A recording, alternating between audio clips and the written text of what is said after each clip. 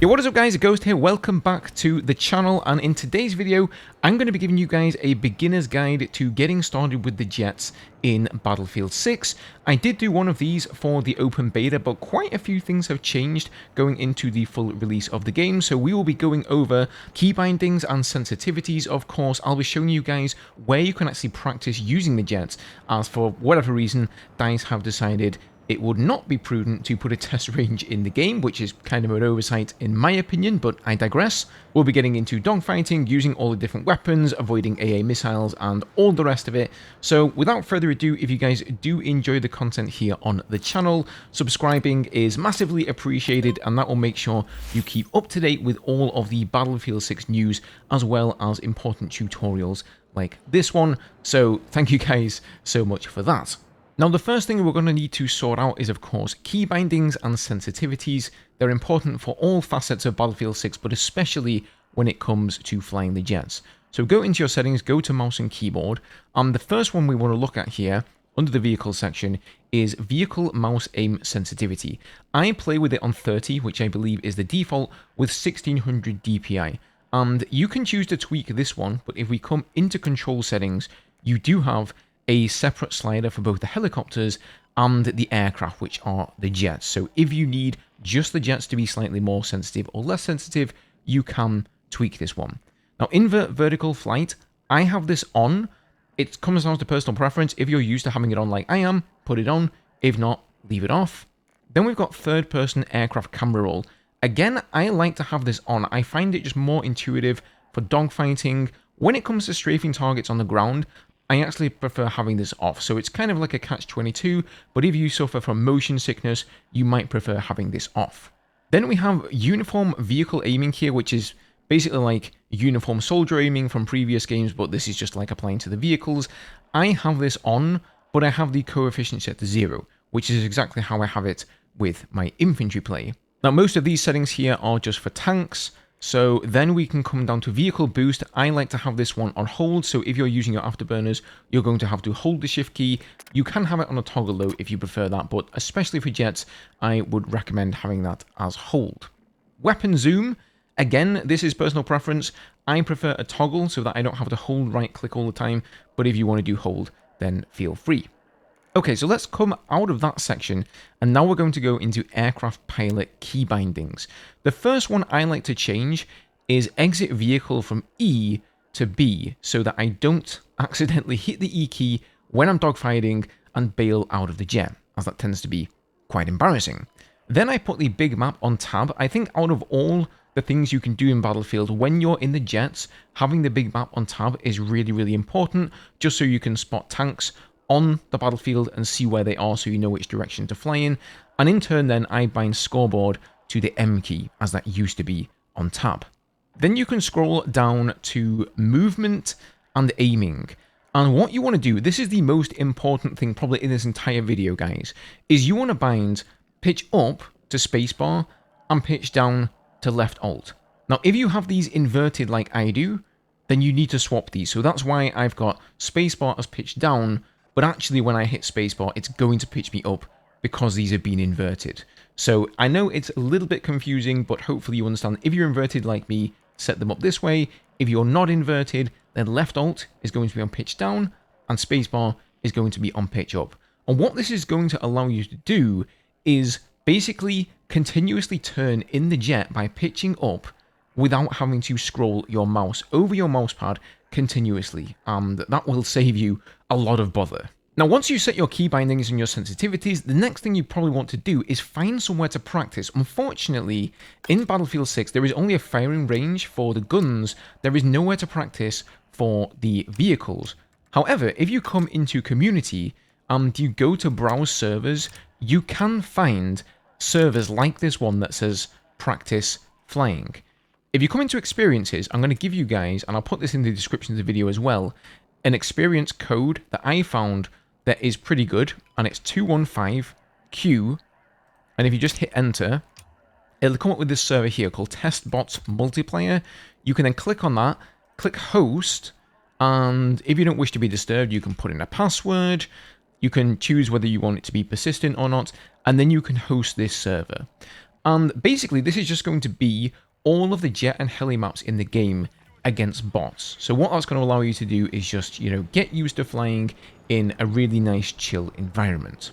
Now, something else I think that can be beneficial as well, just to get used to the movement of the jets, is actually this one here, which is being promoted at the moment as one of the community experiences, called Ace Pursuit. And basically, this is a jet race against 7 other players. Now, you can shoot the enemy jets, but for the most part, people aren't really doing that. It's a lot of fun. There is, quite a bit of zigzagging here. There's a lot of stuff that you could crash into. So if you really want to get good at maneuvering in the jet and flying through these circles, I can definitely recommend this server as well. Now, with that said and done, hopefully by this time you should have gotten to grips with the way that you maneuver the jets, and now we can get into giving you guys some tips on surviving and taking out targets. So first of all, let's talk about dogfighting, because without a doubt, the enemy jets in Battlefield 6, or any Battlefield game for that matter, are going to be your biggest threat. They do so much damage, and in fact this kind of goes for all vehicle versus vehicle in Battlefield. They're all glass cannons, and if somebody gets on your 6 in this game, you will be toast. Unfortunately, the air radar at the moment seems kind of broken. Even if you're within range of an enemy jet, it doesn't really show up on the air radar for whatever reason. There is also very little audio feedback if there's a jet buzzing past you or something like that. So keep your head on a swivel. If you hold the V key on keyboard, I'm not sure what the binding is on controller, but I'm sure there is one, you can actually look 360 degrees around your jet, and that is definitely worthwhile doing, especially once coming out of a strafe, to make sure that no enemy jet has spawned on the team. Now, how do you get on the enemy jet's tail? Well, as far as I can tell, there is some sort of speed control in the game, and going at around 300, I think it's kilometers per hour. I don't know if it's 300 knots, 300 kilometers per hour, whatever the measurement of speed is here, which is on the left of the in-game cockpit.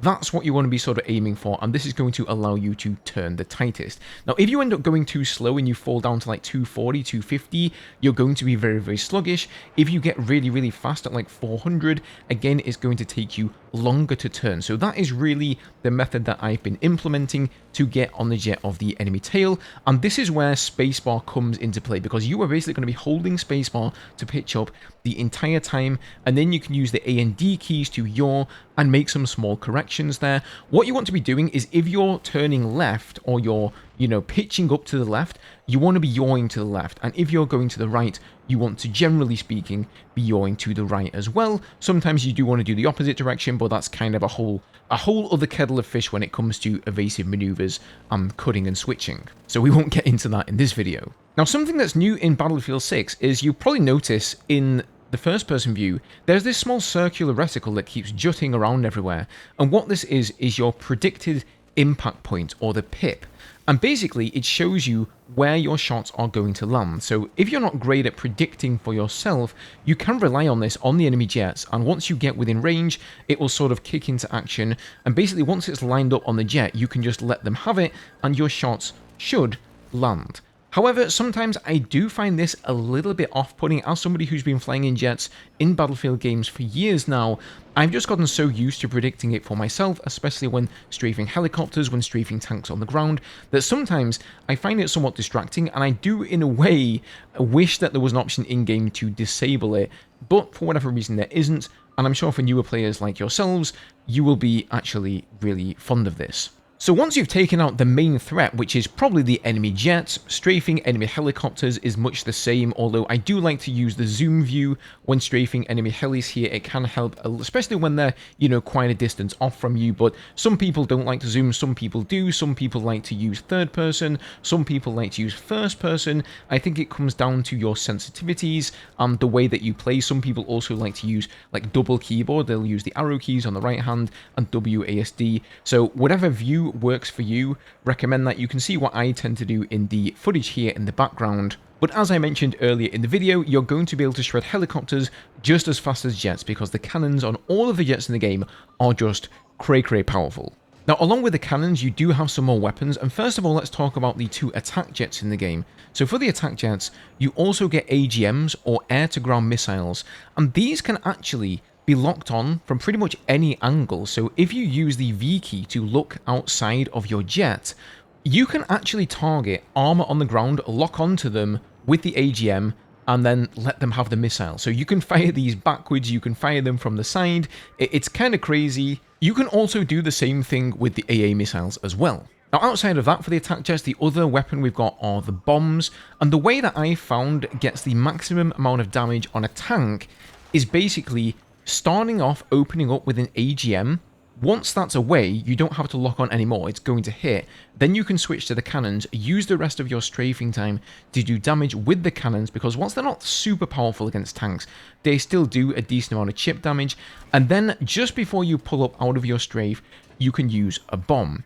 And the bomb has this circular reticle. It's quite easy to use, honestly. The reticle is going to jut around and change based on a number of factors like your trajectory, your attitude, your altitude, and all the rest of it. If you find that the circle is kind of lagging behind underneath your jet too much, it's probably because you're not flying fast enough. That being said, when I do come in for a strafe, I like to decelerate as much as I can just to give myself the maximum amount of strafing time, because in this game the jets fly fairly quick and the maps aren't that big for the jets either, and so that means you don't get that much time to really strafe from one side of the map to the other. Now, if you're still learning and you don't have time to do all those things, it does take some learning, you know, firing the AGM, switching to your primary weapon, getting some shots in, then switching to the bombs and dropping that, being accurate with it. You can just use an AGM and then concentrate on dropping the bomb. Once you've gotten good enough that you can sneak in some shots with the main cannons, then feel free to do that, but the other two munitions are going to be doing the bulk of the damage.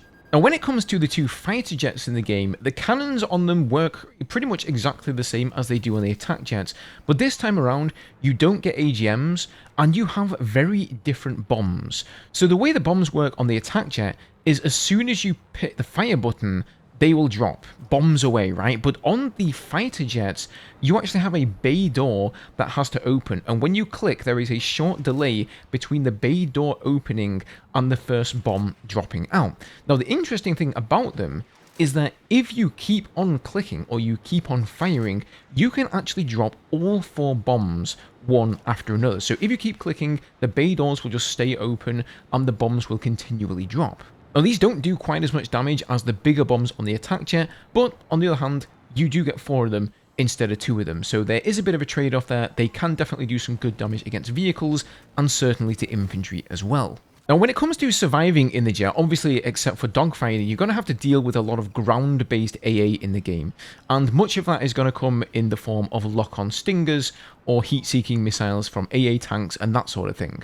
So the way that flares work in this game is you will get a tone when somebody is acquiring a lock-on, and then once they've launched the missile, the tone will change to a sort of quicker frequency tone, and that is when you want to use your flares. You don't want to use the flares before somebody's actually fired a missile at you. They could be baiting you, and at the very least, this means they're not even going to use a missile, and you will have wasted your flares. Once you've used your flares, they don't last very long in this game at all, so you need to like get the hell out of dodge, fly either really, really high up in the sky so you're out of range, or fly far away, fly behind cover so you can line of sight whoever's trying to lock you on, or alternatively, go down and hug the ground. There is such a system in this game as under radar, and what that means is that once you're below the under radar threshold, which I believe is around 50 meters, and you can see this indicated in the HUD on the right side there, you cannot be locked on, and I don't think you can get locked on by vehicles or manpads, that is to say, ground-based soldier stingers and things like that. Now, inevitably, you are going to take some damage in the jet, and the way that repairing in this game works is that once your armor falls down to where one of those little dots is there below your armor gauge, you won't be able to repair above that value, unless you go to one of the resupply stations, and you can find these at your deployment on every map, so learning exactly where those are is going to be paramount to being a good jet pilot. You need to know exactly where to get to. Those will repair you past that threshold. Another way of doing that, though, is once you've leveled up your engineer and you've unlocked like the other skill tree that allows for repairing past those thresholds, those will do it automatically, and you will actually then be able to passively repair in the sky. I would still recommend, you know, if you're disabled and your jet's starting to spin out, going to the resupply station, because that's just going to be quicker, but I would definitely concentrate on unlocking that skill tree there for the engineer.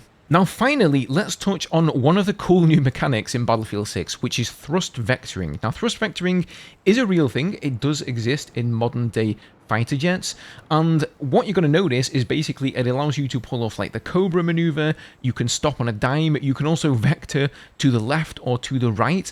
I kind of find this a little bit gimmicky. I'm not really sure what usage this would have, except for, you know, maybe locking on with an AGM. It really, really slows down the jet tremendously, so it kind of makes you a bit of a sitting duck if you've got an enemy pilot who's a great dogfighter. He's probably going to loop around and kill you if you do one of these maneuvers, so I'm not sure if there's actual gameplay to be had from this, but it does certainly look cool as hell. And the way that you do this is you put on the brake and then you hit the afterburner at the same time, and then you give the jet an input direction. So if you hold S on the keyboard, you put on the brakes and then you hit space to pitch up, and then you hit the afterburner at the same time, that will pull off the Cobra maneuver. If instead of hitting space, you hit A or D and you yaw to the left or right, then the jet will vector to the left or the right respectively. It's a little bit finicky to get used to like hitting space and the afterburner and the brake, because it's just somewhat unnatural to be hitting the brake and the afterburner at the same time. But once you get used to it, it's pretty easy to pull off. So, you know, go out there, give it a try. Do I recommend doing it? I'd probably say the most useful maneuver out of all of them is going to be the Cobra maneuver. If somebody's like right up behind you and they're going really quick, you know, you may be able to pull this off. But again, if they're a good jet pilot, they're probably just going to loop around. You're going to have bled so much speed by using that maneuver that they're going to just come in there and kill you. But with that said, guys, I'm going to leave it there for today. I just wanted this to be a pretty easy, like, beginner's guide. Most of the rudimentary fundamentals that you need to know about flying jets in Battlefield 6. If the jet combat does sort of open up in the game and we can pull off cool maneuvers like, you know, rolling scissors or cutting or switching and all of that stuff that we know from Battlefield 4, then I will definitely make some more guides for you guys, maybe some stuff on target prioritization and some survival guides and stuff like that. Let me know down below if you would like to see that. Hopefully you guys found this useful and or informative. If you did, leaving a like is always appreciated. Don't forget to subscribe to stay up to date with all of the Battlefield 6 news, as well as tutorials and guides like this one. Thank you guys for watching, and I'll see you in the next video.